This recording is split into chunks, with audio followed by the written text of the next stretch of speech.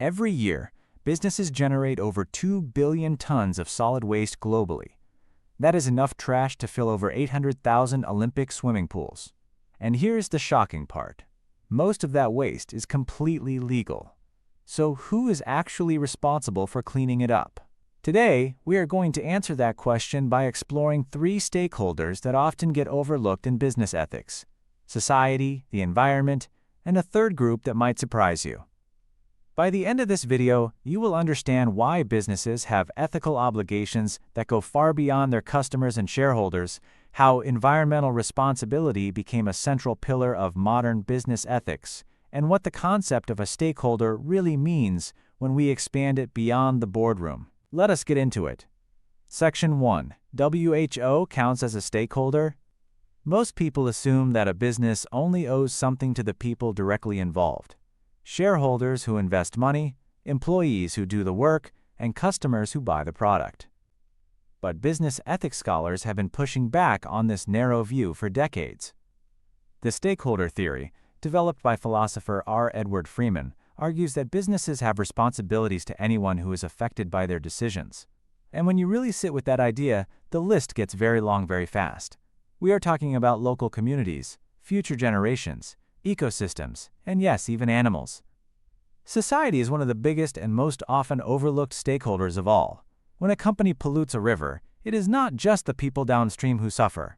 Property values drop, tourism declines, local economies shrink. The damage ripples outward in ways that are hard to trace back to a single boardroom decision, which is exactly what makes it so easy to ignore. So if society is a stakeholder, who speaks for it? And more importantly, who makes businesses listen? That question leads us directly into our next section. Section 2. Society as a stakeholder. Society is not a person. It cannot sign a contract, attend a shareholder meeting, or file a lawsuit on its own. So how does it exercise power over businesses?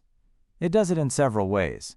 Government regulation is the most obvious tool. Laws around minimum wage, workplace safety, food labeling, and emission standards all represent society saying, through its elected representatives, these are the minimum conditions businesses must meet. But regulation is always a little behind the curve. By the time a law gets passed, the damage is often already done. That is where public pressure comes in. Consumer boycotts, social media campaigns, and investigative journalism can move faster than legislation.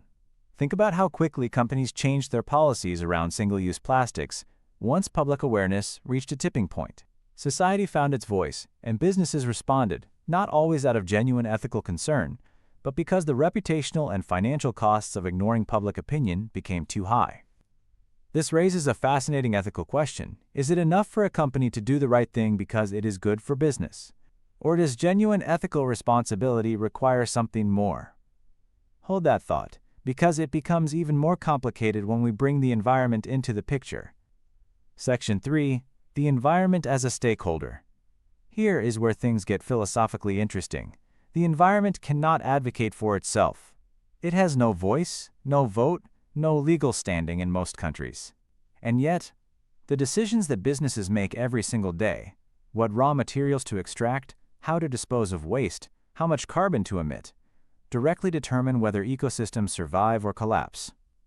Some ethicists argue that this silence is exactly why the environment deserves special moral consideration. It cannot protect itself, so we have an obligation to protect it. This view is sometimes called environmental stewardship, and it is increasingly showing up in corporate mission statements and sustainability reports.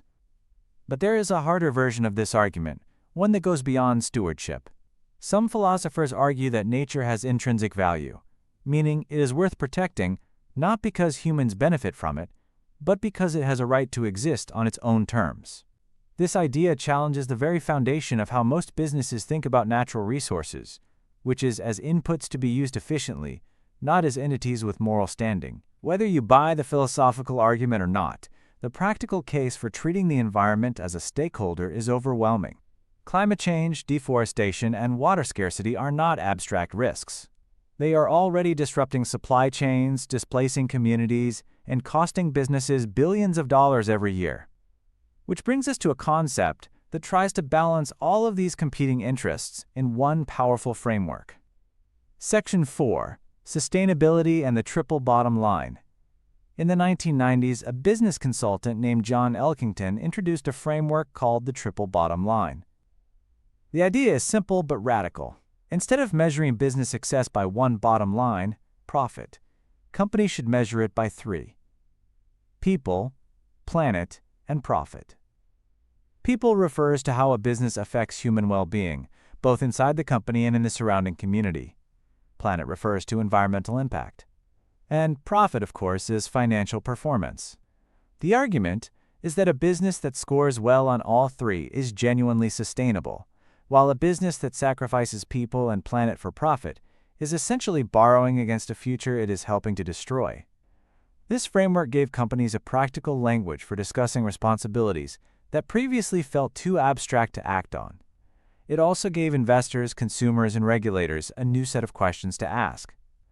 Environmental, social, and governance investing, or ESG, grew directly out of this tradition and now represents trillions of dollars in global investment. But the triple bottom line is not without critics. Some argue that it gives companies cover to greenwash, to look ethical on paper while continuing harmful practices behind the scenes. So what does genuine accountability actually look like? That question takes us to our final section. Section 5. The Future of Business Responsibility.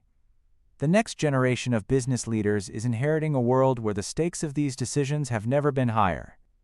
Climate deadlines are real. Inequality is widening. Public trust in corporations is fragile. And the old argument that a company's only job is to maximize shareholder value is losing ground fast.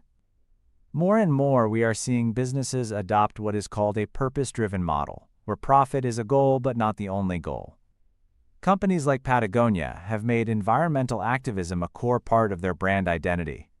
B corporations are legally required to consider stakeholder impact alongside financial performance, and some countries are experimenting with laws that give natural ecosystems legal personhood, the right to exist without being destroyed. None of this means the tension between profit and responsibility disappears. It does not. But it does mean that future business leaders will need to be comfortable sitting inside that tension, making decisions that cannot always be optimized, and accepting that some of their most important stakeholders will never be in the room. The companies that figure out how to serve society and the environment while staying financially viable are not just being ethical. They are building the only kind of business that actually has a future. So here is your challenge for today. Think about a company you interact with regularly. Who are its stakeholders beyond its customers and shareholders? Drop your answer in the comments. I read every single one and I genuinely want to know what you come up with. If this video helped you think differently about business ethics, hit the like button so it reaches more people who need to hear it. Subscribe if you want to keep exploring ideas like this, because we are just getting started. See you in the next one.